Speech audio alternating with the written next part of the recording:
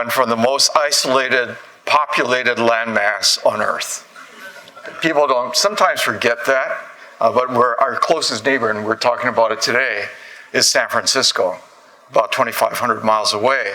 So when people come up to me and say, wow, you had a long trip to come to DC, and we said, everything's a long trip from Hawaii. We're used to it. We're also the most oil-dependent state in the nation. And I kind of want to run you through the background so that you understand it wasn't by choice that we did this, but it was by need. And we hope to lose that distinction before too long, certainly before 2045, because our state is on a mission to become 100% renewable, clean renewable, by 2045. There's a pretty good reason for that when you consider our geographic isolation. We have no extension cord to California. That makes a big difference for us. Whatever we produce, we have to use or store as it becomes more economic to store.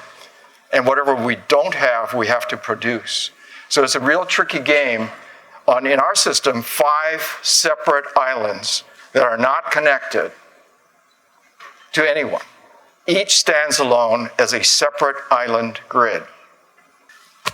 I grew up in pre-statehood Hawaii. You can tell by my white hair. Now, why do I raise that? That's because expectations of our customers have changed over time. In pre-statehood Hawaii, we knew we were far away from everyone else. We got the evening news a day late, and it was flown in by a now defunct airline, Pan American. We actually knew we were not part of the rest of the world.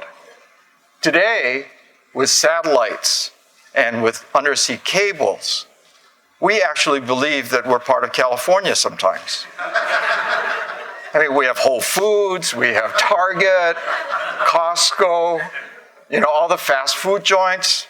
Five Guys just arrived. So we kind of believe that we're really part of the connected 48. And in reality, we aren't. And so there goes the expectations versus what we're able to deliver. We started with a biomass oil-dependent electric system. We are now very dependent on oil, but trying to get to a more resilient fuel supply for our state. That explains the kind of thinking that Hawaii has about moving to 100% renewable. Our original renewable was not clean. We're trying to get to a renewable, clean future. So solar, batteries, DR, all of the elements you've talked about today are part of our future. How do you integrate that and make it work in isolated island grids? The last few decades have been tough on us because of the volatility of the oil prices.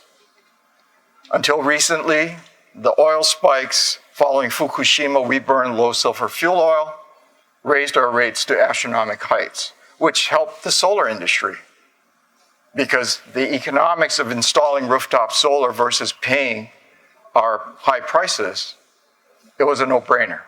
With all of the tax credits, both federal and state, it became the economic decision, and people felt good about it, okay? We are, as some of our regulators call us, the utility of the future or the postcard from the future. We're facing real-time customer choice, greener energy demands on a pretty much isolated grid that has not yet been totally modernized. So that's our challenge. We're moving towards 100% renewable, but in Hawaii, things don't come at the same prices. Land and permitting adds more cost. Our story on moving to this, we have 80,000 approved rooftop solar systems in Hawaii. 1 in 3 single-family residents in Honolulu have rooftop solar. That's 20 times the national average. So we got there We are viewed as trailing and being an obstacle, not a good place to be. What we want to do is kind of convey some of the lessons we learned in this process, because it came upon us so quickly. I don't think that a traditional utility is not equipped to think in terms of other people providing a lot of power that it can't control. The natural tendency for the resiliency, reliability, and safety of the grid is to be able to control what's coming into the system, right? Here are the lessons we learned. Engage early and engage often with all of the stakeholders. Not only the regulators, your customers actually really do count. Having them part of the conversation is a key. How to do that, I think there are various forms. But it can't be one and done. It has to be a process by which the company is truly customer-centric, looking out from the customer's viewpoint what they see as their energy options. I think customers really, really crave options. They crave choice. Not necessarily, as some may believe, the lowest possible bill. They want that reliability. They want a stable bill environment, but they want to feel that they are somewhat in control of their energy future. Every day we're faced with new ways of looking at things and not looking at any single resource, but hybrids. How do you marry this with this to come up with a better customer solution? So the customer engagement, the collaboration is key. Energy companies cannot ignore that this is going to happen to them. What's happening to us will happen to everyone. Customers are going to demand it. They want to be green, even if they don't really understand what that means. But I think they do want to be green, as long as it can be at a reasonable price. And education is really a key.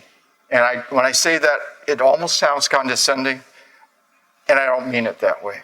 I think we have to spread the word about the challenges and the opportunities to get green.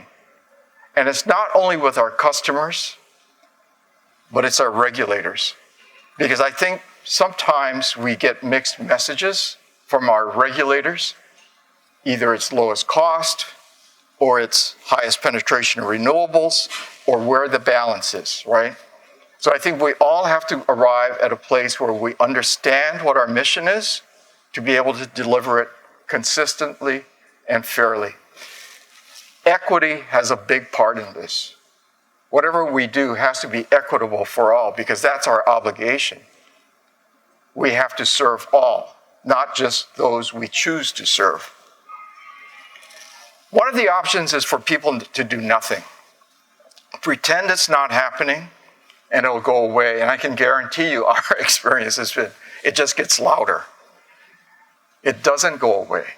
It's really a commitment to adopt this and be the focal point, the gathering point, to make it all happen.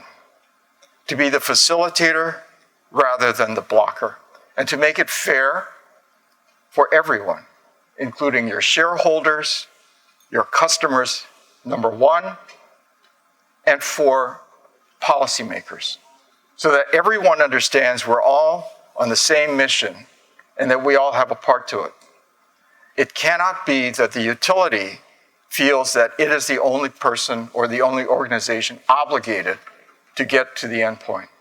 This is truly a team sport, and everyone has to be accountable. So with that, I thank you for inviting me, and I'm open to any questions, as long as they're not technical.